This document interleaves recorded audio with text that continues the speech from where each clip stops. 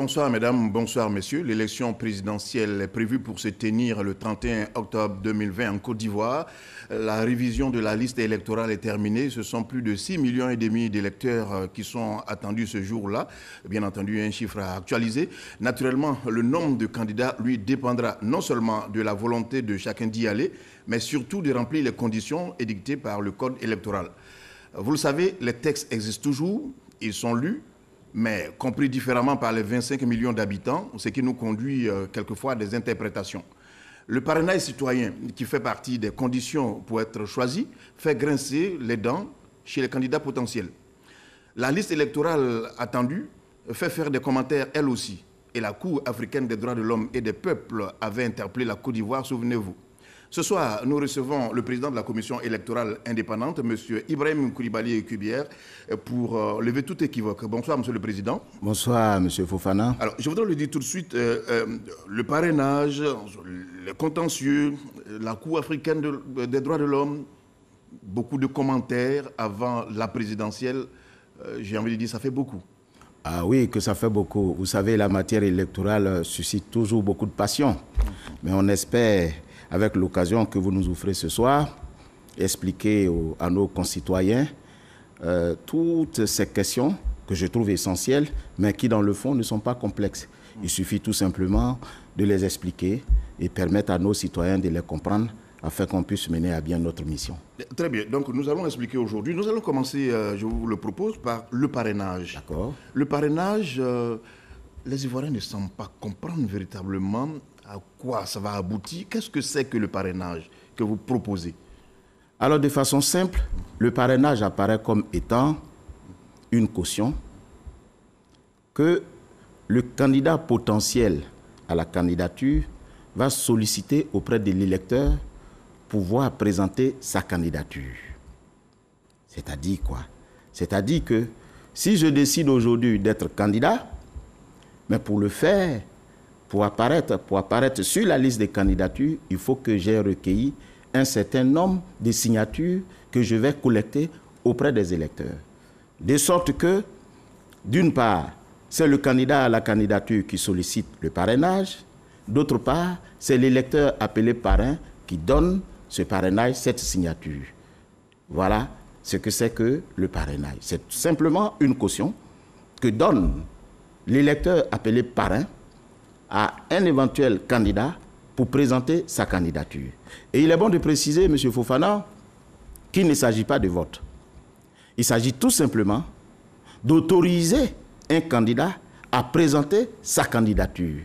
Cela permet à l'électeur de choisir déjà le candidat ou de connaître déjà le candidat dès que celui-ci exprime sa volonté de se présenter.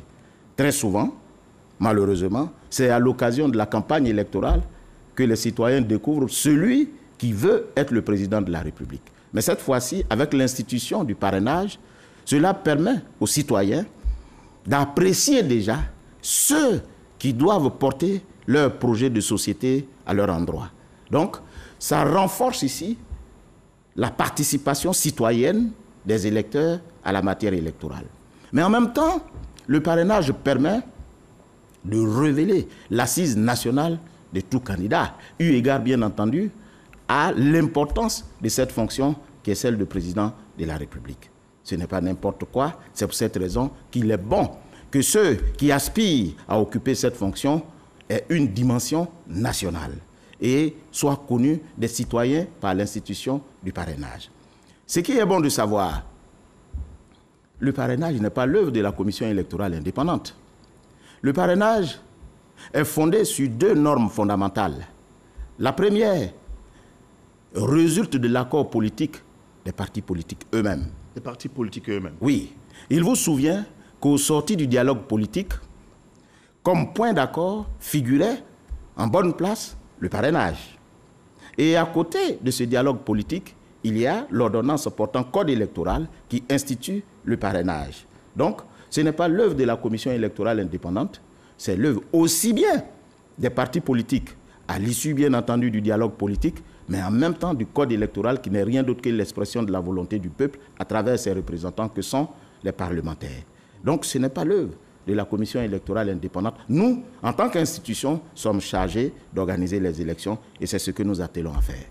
Vous semblez dire tout à l'heure qu'il s'agissait aussi de vérifier véritablement l'implantation des candidats dans les différentes régions de la Côte d'Ivoire. En quoi diffère vraiment ce parrainage de l'ancienne formule où le candidat se présente à ses risques et périls? Non, la différence... Est-ce qu'il y a un plus? Oui, il y a un plus. C'est ce que j'ai dit tout à l'heure. Généralement, le citoyen découvre le candidat pendant la campagne électorale. Mais maintenant, le candidat va convaincre le citoyen de l'autoriser à présenter sa candidature. Ce qui permet aux citoyens, puisqu'en réalité, c'est aux citoyens qu'appartient le pouvoir, puisque conformément à la Constitution, le pouvoir appartient au peuple.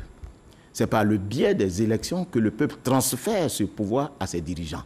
Donc, le peuple qui est détenteur de ce pouvoir se donne le droit, à travers le parrainage, de connaître déjà ceux qui ont la prétention de se présenter à l'élection du président de la République.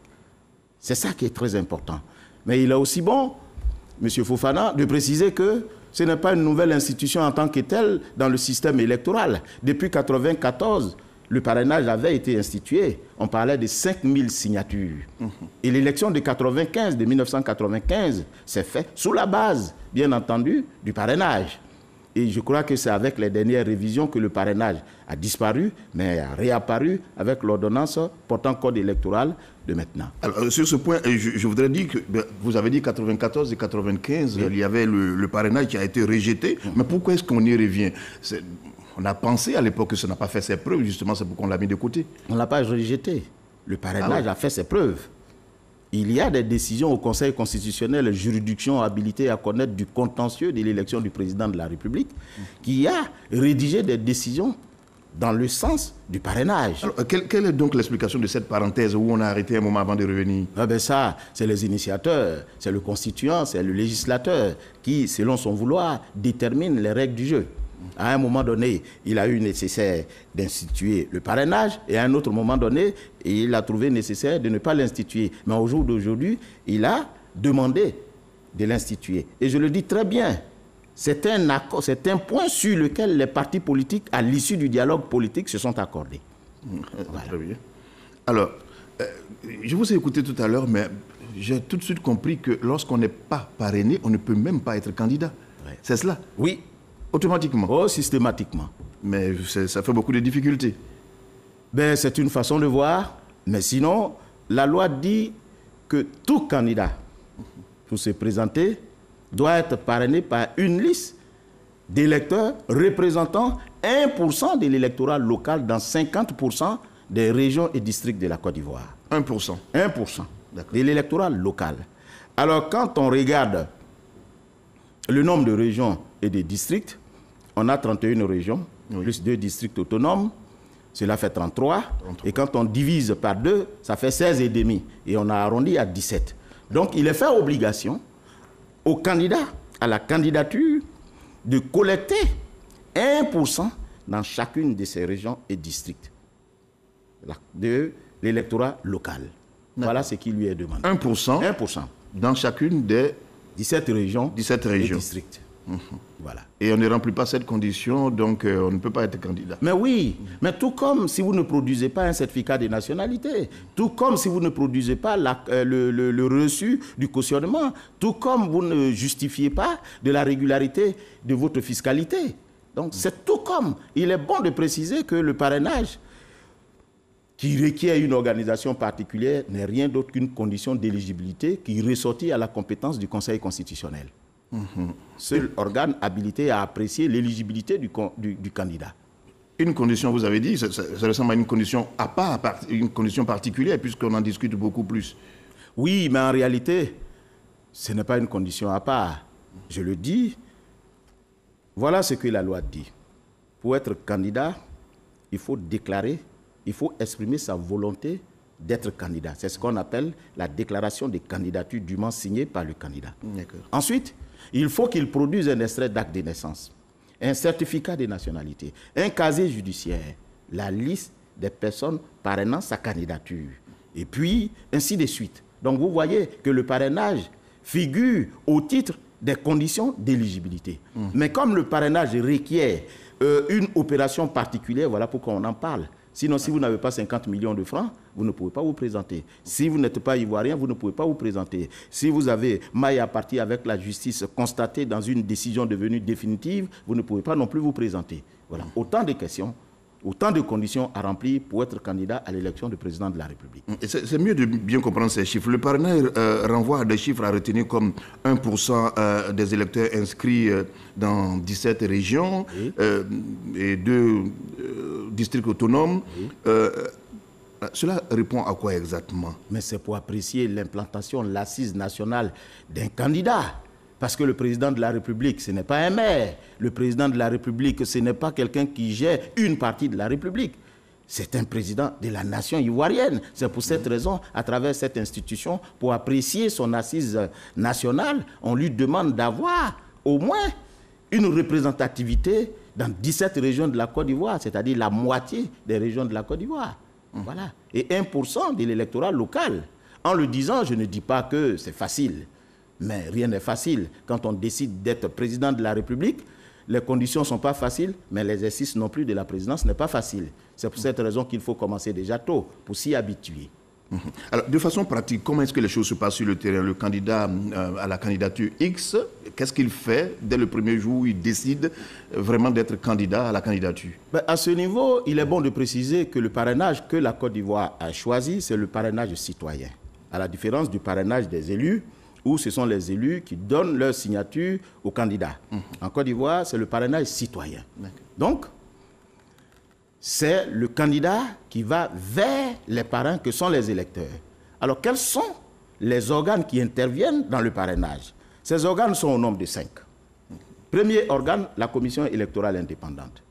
La loi prescrit à la commission électorale indépendante d'élaborer une fiche de parrainage qu'elle met à la disposition des candidats sur son site, lesquels vont aller les télécharger et l'imprimer et aller vers les électeurs pour les renseigner.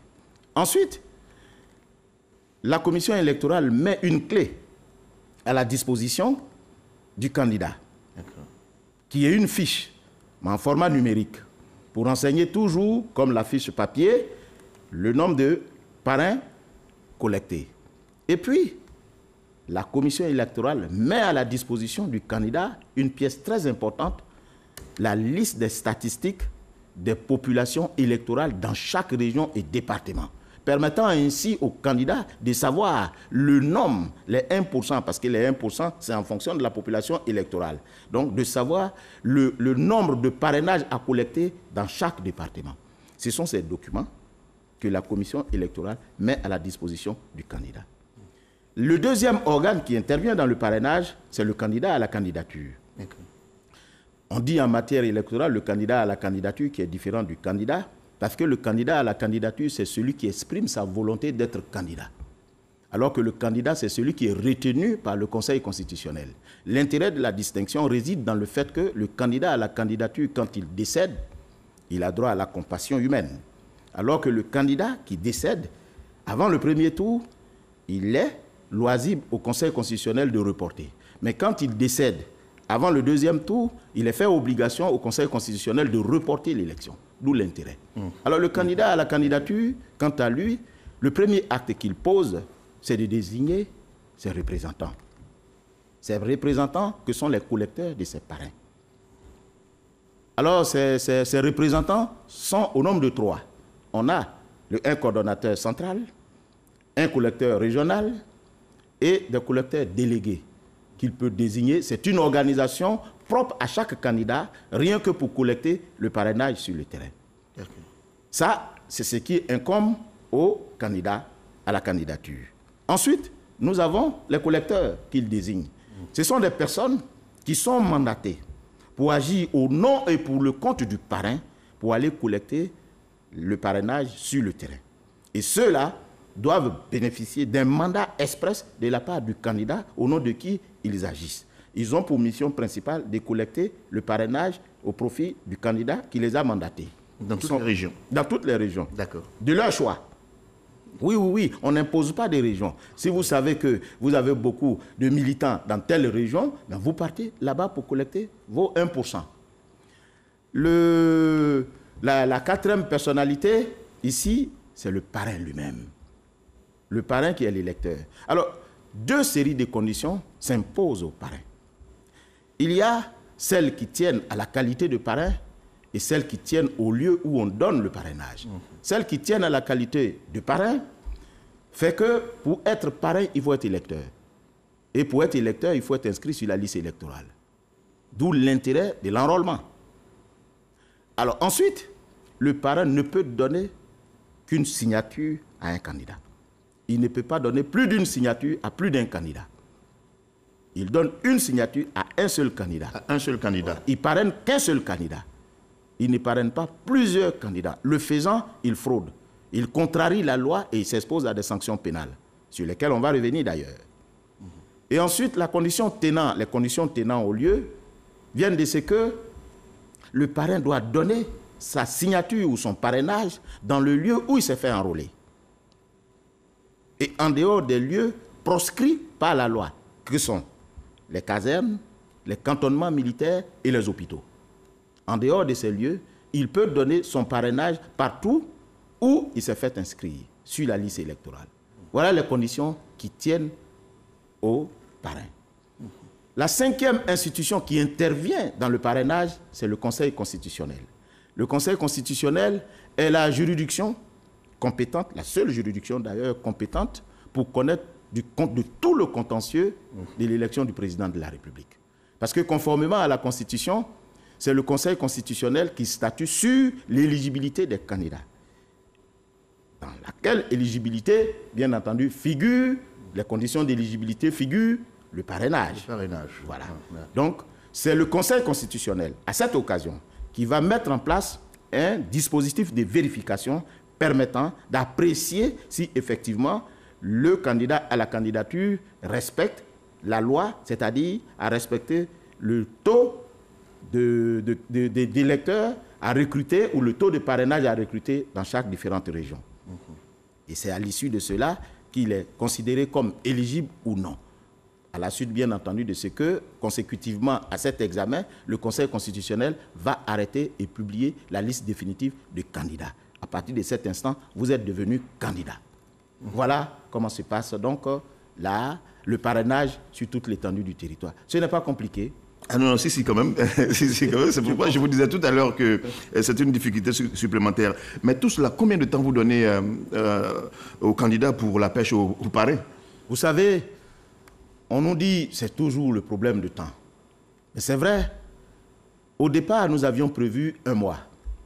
Mais vu le caractère nouveau de cette institution qu'est le parrainage, nous avons proposé 45 jours. Ailleurs, c'est 1 mois, 2 mois, selon les pays. Nous avons décidé 45 jours. C'est pour cette raison que le parrainage a commencé depuis le 16 juillet pour prendre fin le 31 août. Donc, ils ont tout le temps de ratisser l'âge. Et ils ont l'avantage d'avoir 2 tests, 2 listes électorales. La liste de 2018 et la liste de 2020 qui leur sera remise le 29 juillet, très bientôt, pour leur permettre d'aller à la pêche au parrain. Donc, nous avons 45 jours. Est-ce que vous comprenez la levée du bouclier de certaines personnes qui s'opposent au parrainage? Ah oui. Oui, parce que c'est dit clairement. Est-ce que cela ne peut pas être vu comme une volonté délibérée d'écarter certaines candidatures? On l'entend très clairement, ça il faut vous le dire, dans cette grosse ambiance de suspicion. Mais vous savez, toute compétition est assortie de règles de compétition. Toute compétition est assortie de conditions. Oui, mais cette condition, est-ce que vous ne la trouvez pas trop ardue? Est-ce qu'elle ne ressemble pas vraiment à une condition qui élimine certains candidats? Ah, vous savez, l'institution que je dirige n'a pas compétence d'apprécier la dureté de la loi. Elle est chargée de l'appliquer.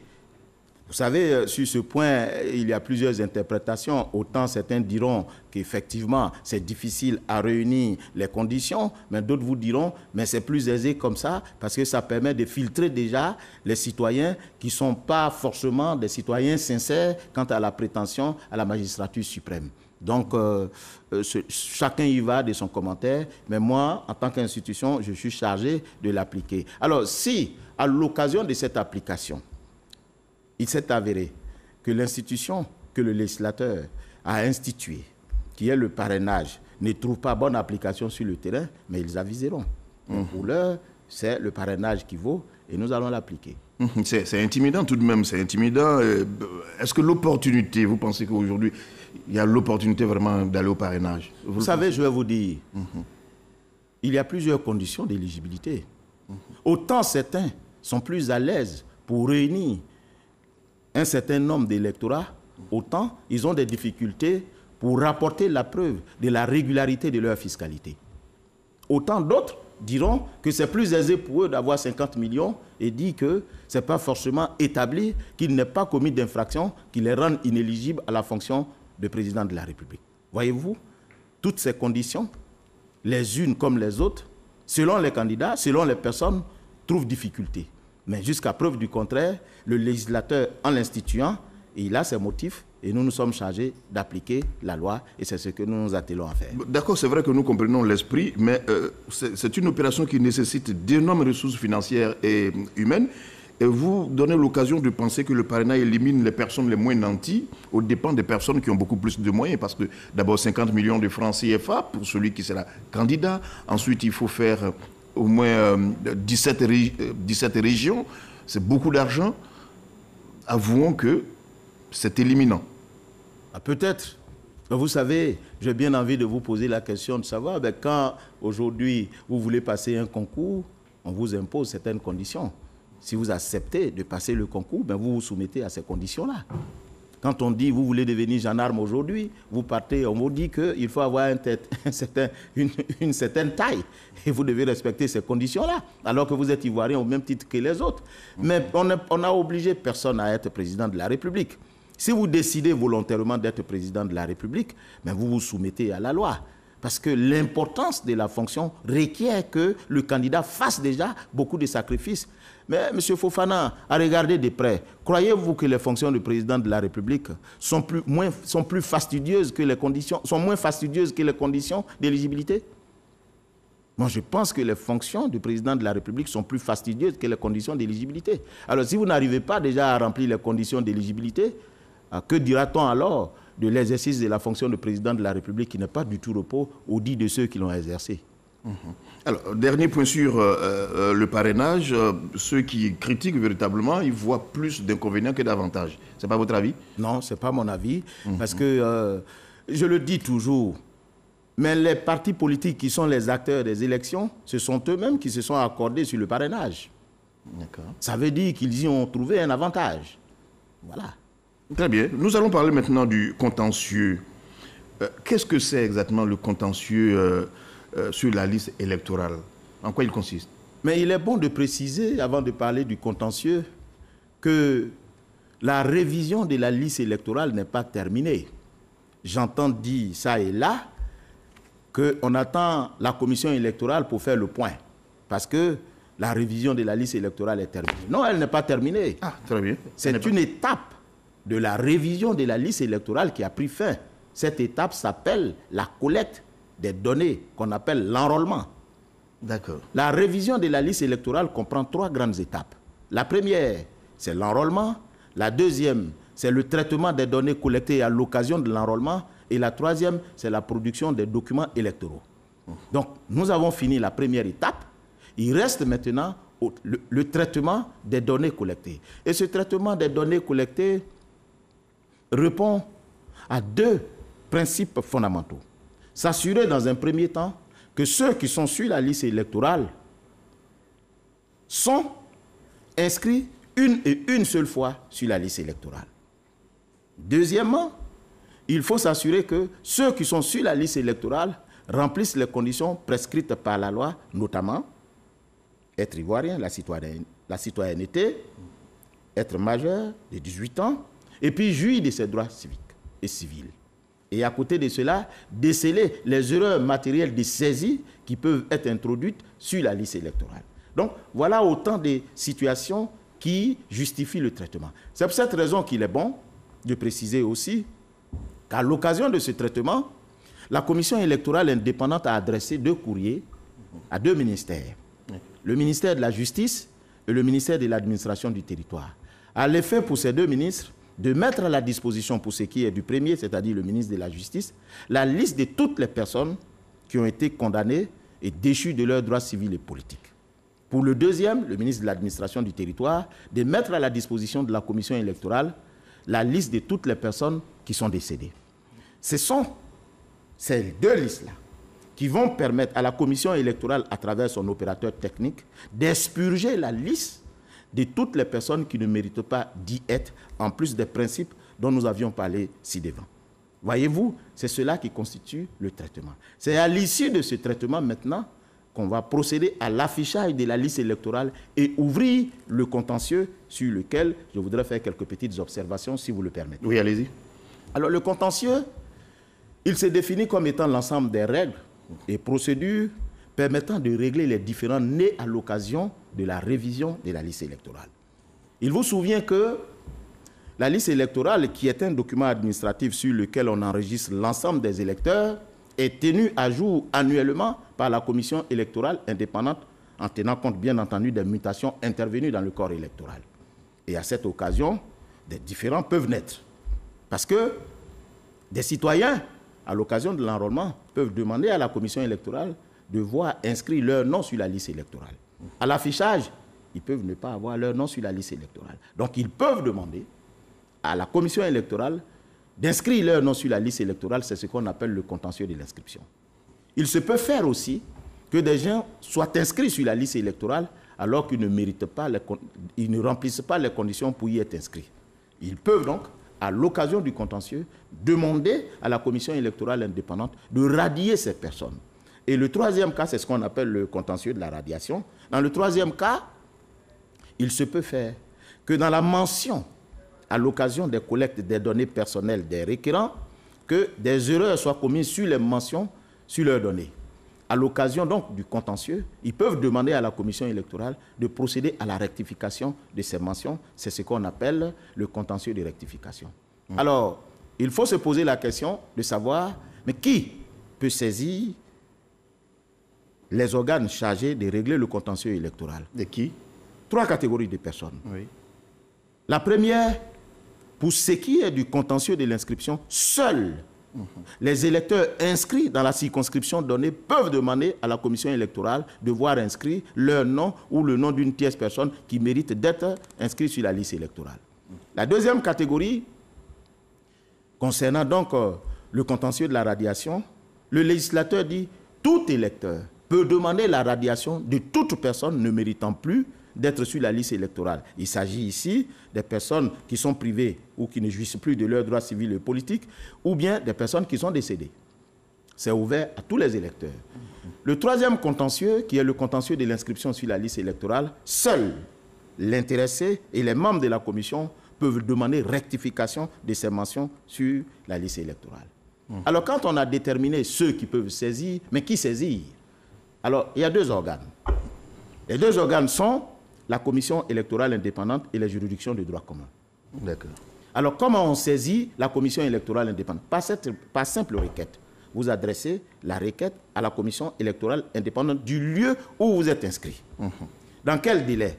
À partir de l'affichage, vous avez 3 jours pour saisir la commission électorale indépendante. 3 jours. 3 jours. Vous avez 3 jours pour saisir la commission électorale indépendante pour porter à sa connaissance votre réclamation. Et ensuite, la commission électorale a 3 jours parce qu'il faut éviter la délation. Donc, quand vous saisissez la commission électorale indépendante, celle-ci va afficher votre réclamation sur le tableau pour dire « Ah, ben, monsieur Fofana, monsieur Tantampion a demandé votre radiation de la liste électorale. » Ah oui, parce qu'un citoyen peut demander à ce qu'un autre citoyen soit retiré voilà. de la liste. Voilà. Donc, par respect du contradictoire, qui est une règle fondamentale en matière de justice, la commission électorale affiche donc cette réclamation permettant à la personne concernée de pouvoir faire ses observations. Ce après quoi, la commission a 3 jours pour statuer et rendre sa décision. Alors la décision de la commission électorale peut être favorable, donc faisant droit à la requête, demande la radiation ou l'inscription ou la rectification, tout comme la décision de la commission électorale peut ne pas faire droit à la requête du requérant. Alors si elle ne fait pas droit à la requête du requérant, il est loisible à ce dernier de saisir la juridiction de droit commun pour porter sa réclamation devant cette juridiction. D'où le second organe, c'est-à-dire les juridictions de droit commun.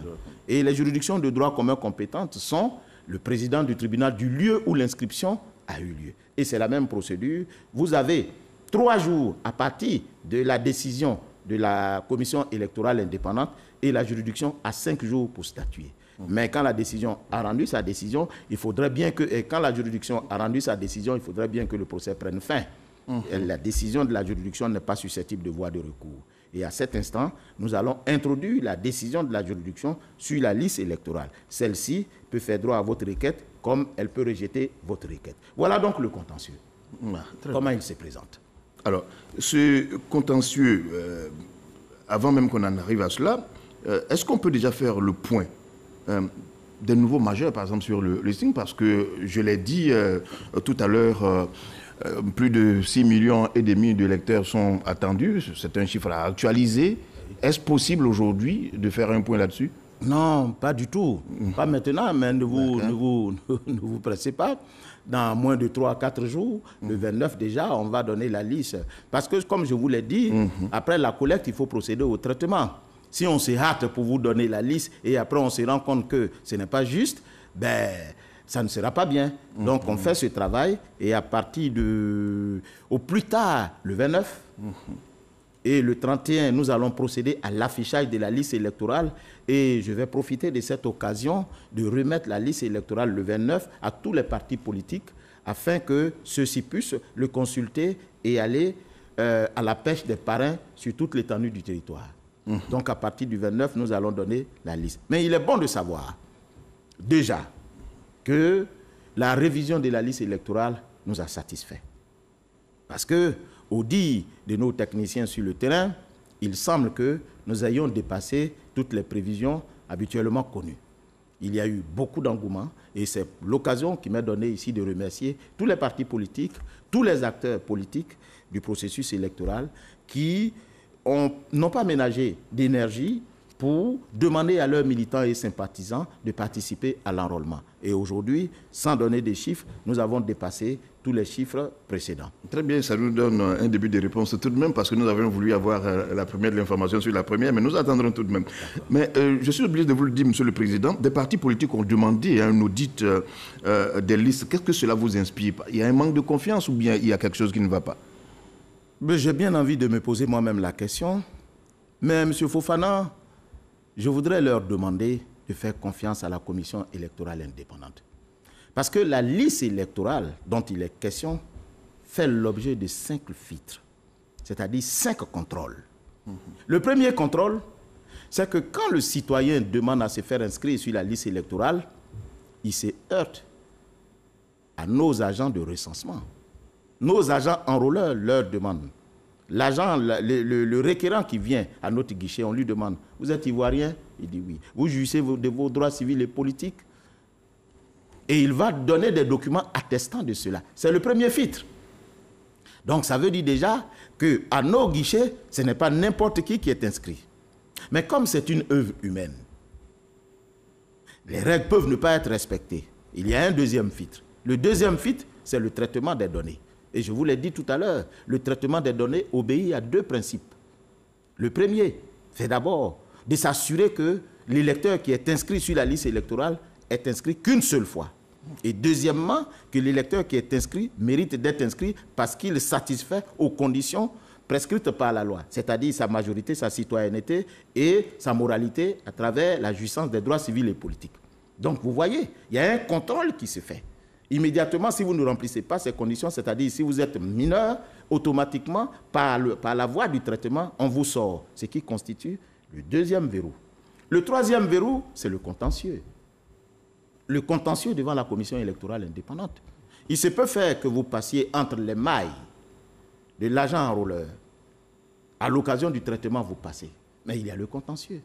La commission, quand vous venez porter la réclamation devant la commission disant « Mais j'ai constaté qu'il y a des gens qui sont sur cette liste qui ne méritent pas d'y être », vous saisissez la commission électorale. Celle-ci, à l'occasion de l'examen de votre requête, avec preuve à l'appui, va faire droit à votre requête si celle-ci est bien fondée. c'est un troisième verrou. Et si la commission ne fait pas droit à votre requête et vous considérez que vous avez raison, il y a un quatrième verrou, c'est la juridiction de droit commun. Vous pouvez aller saisir la juridiction de droit commun pour demander à celle-ci de faire droit à votre requête, si tant il est vrai que celle-ci est fondée. Et le cinquième verrou que je trouve essentiel, c'est que, comme je vous l'ai dit, le 29, les premières personnes à qui je vais remettre la liste électorale, ce sont les partis politiques, conformément à l'article 18 du Code électoral, qui prescrit que, dans tous les cas, il appartient à la commission électorale de remettre aux partis politiques et aux candidats potentiels la liste électorale. C'est à cette occasion que ces derniers peuvent, dans leur examen, déceler les irrégularités et les porter à la connaissance de la commission électorale indépendante. Nous pensons que cette liste-là, au regard des 5 filtres, est quand même une liste qui est correctement traitée, qui sort de ces 5 filtres, quand même quelque chose de potable. Mais, Monsieur le Président, mon insistance vient du fait qu'en plus des partis politiques, il y a des organisations de la société civile qui ont dénoncé, elles aussi, des fraudes dans certaines circonscriptions administratives. Oui, mais vous savez, c'est comme une disposition pénale qui dit que nul ne doit soustraire frauduleusement une chose qui ne lui appartient pas. Alors que chaque jour, il y a des voleurs. Mais là, une chose est qu'il y ait des voleurs, mais une autre est de porter à la connaissance de l'autorité judiciaire d'appréhender ces voleurs. Donc, le contentieux est l'occasion pour ces organisations de la société civile de porter cela. Je dis bien, tout électeur peut demander la radiation de toute personne qui se retrouve indûment sur la liste électorale. Donc, le contentieux est cette occasion pour ces organisations-là de porter à la connaissance de la commission électorale, qui peut être, qui n'est pas infaillible forcément, de préciser qu'il y a tel, avec des éléments de preuve à l'appui, et à partir de cet instant, nous allons aviser et retirer ces personnes qui ne méritent pas d'être sur la liste électorale. Mais je suis obligé de tout vous dire sur ce plateau aujourd'hui parce qu'on n'a pas eu l'occasion de vous avoir, en plus des partis politiques, en plus de la société civile. Beaucoup de personnes reprochent à la CEI de faire cavalier seul, de prendre des décisions à leur insu. Non, pas du tout. Vous savez, le 6 mai... Vous associez tout le monde? Bien sûr. Voyez-vous, M. Fofana, lorsque nous avons été élus à la tête de la commission électorale indépendante, nous avons écouté les uns et les autres. Ils nous ont reproché, ou du moins ils ont reproché à l'équipe sortante de ne pas communiquer et de faire cavalier seul. Fort de ces reproches, j'ai réuni la commission centrale et nous avions adopté le mode opératoire qui suit. Toutes les opérations décrites dans le processus électoral à travers un chronogramme précis seront examinés ensemble avec les partis politiques. Ils peuvent ne pas nous aimer, et comme si nous les invitons, ils peuvent ne pas venir, nous avons souhaité associer les Nations Unies. C'est pour cette raison que le 6 mai, les Nations Unies nous ont reçus avec tous les partis politiques afin de déterminer le mode opératoire sur la révision de la liste électorale. Et à cette occasion, M. Fofana, les partis politiques ont souhaité que, premièrement, comme document pour participer à la révision de la liste électorale, que le requérant soit détenteur soit d'une carte nationale d'identité. S'il n'a pas la carte nationale d'identité, qu'il puisse se prémunir d'une attestation d'identité ou à défaut d'un récépissé de l'ONU ou à défaut d'un certificat de nationalité. Et vous vous souvenez que, fort de cela, nous avons intégré dans notre mode opératoire les conditions qu'ils ont souhaité avoir. Et nous avons fait cette proposition au gouvernement qui a entériné à travers un décret déterminant les modalités d'inscription sur la liste électorale en intégrant la volonté des partis politiques. Je crois que c'est un débat. Ensuite, les partis politiques ont souhaité que tous les lieux de vote soient transformés en centres d'enrôlement. Il y avait 10 848 lieux de vote. Nous les avons tous transformés en centres d'enrôlement à l'effet de rapprocher l'enrôlement du citoyen. C'est ce que nous avons fait. Ensuite, et enfin, ils ont dit qu'ils souhaiteraient qu'on leur donne un temps suffisant pour l'enrôlement. On leur a dit, par le passé, l'enrôlement ne suscitait pas beaucoup d'engouement. Commençons, si on constate une affluence, nous allons aviser. Évidemment, vous vous rappelez qu'il était prévu 15 jours pour faire l'enrôlement. Nous avons prorogé 2 fois sur insistance des partis politiques. Il n'y a pas mieux. Donc, chaque fois que nous posons un acte, nous associons les partis politiques. Donc, on ne peut pas dire que nous faisons cavalier seul. Tout ce que nous avons fait est en rapport avec les partis politiques. C'est pour cette raison que je voudrais profiter de votre micro pour assurer les uns et les autres que les partis politiques ne sont pas nos adversaires. Tout au contraire, ils sont nos alliés. Souvenez-vous que la Constitution ivoirienne prescrit que les partis politiques concourent à l'expression du suffrage. Et tout parti politique sérieux a vocation à conquérir le pouvoir d'État par le biais de l'élection. Or, la Constitution dit que c'est la commission électorale indépendante qui organise les élections. Voyez-vous, ils veulent arriver au pouvoir par le biais des élections que nous organisons. Est-ce que pensez-vous que nous pouvions être des adversaires? Nous sommes des alliés, nous sommes des partenaires. Et c'est ce partenariat que je veux mettre en exergue à travers toutes les réunions en impliquant leur participation dans la confection de tous les modes opératoires qui vont donc commander à l'exécution de nos différentes opérations sur le terrain. On est journaliste, on a l'opportunité d'entendre beaucoup de choses à l'extérieur et aujourd'hui on vous écoute aussi beaucoup d'optimisme. Est-ce qu'aujourd'hui la commission électorale indépendante est prête pour la présidentielle du 31 octobre? Oui, il n'y a pas de souci. Vous savez... On ne doit pas douter? Non, il n'y a pas de doute là-dessus. Jusqu'à preuve du contraire, bien entendu, pour ce qui est de l'heure, nous n'avons pas de souci. Nous allons procéder au 31 juillet à l'affichage de la liste provisoire. Nous avons ouvert le dépôt des candidatures et ensuite nous allons procéder à l'examen, à la vérification des dossiers des candidatures et ensuite les transmettre au Conseil constitutionnel qui a un certain nombre de jours qui va afficher la liste électorale. Après cela, nous allons passer directement à la période de la campagne et ainsi de suite. Pour l'heure, nous égrenons véritablement et sérieusement notre chronogramme sans être contrarié. Quoique, bien entendu, il y ait des velléités, des intempéries, des pandémies, de toutes sortes de situations, mais le ciel nous fait grâce et pour le moment, nous exécutons tranquillement notre mission. D'accord. Je voudrais aborder un autre point avec vous, parler rapidement de l'arrêt de la Cour africaine des droits de l'homme et les peuples. La Cour africaine des droits de l'homme et des peuples a interpellé la Côte d'Ivoire sur le fait qu'elle a constaté que les CEI locales sont présidées par des personnes proches du pouvoir en place. Quelle est votre réaction?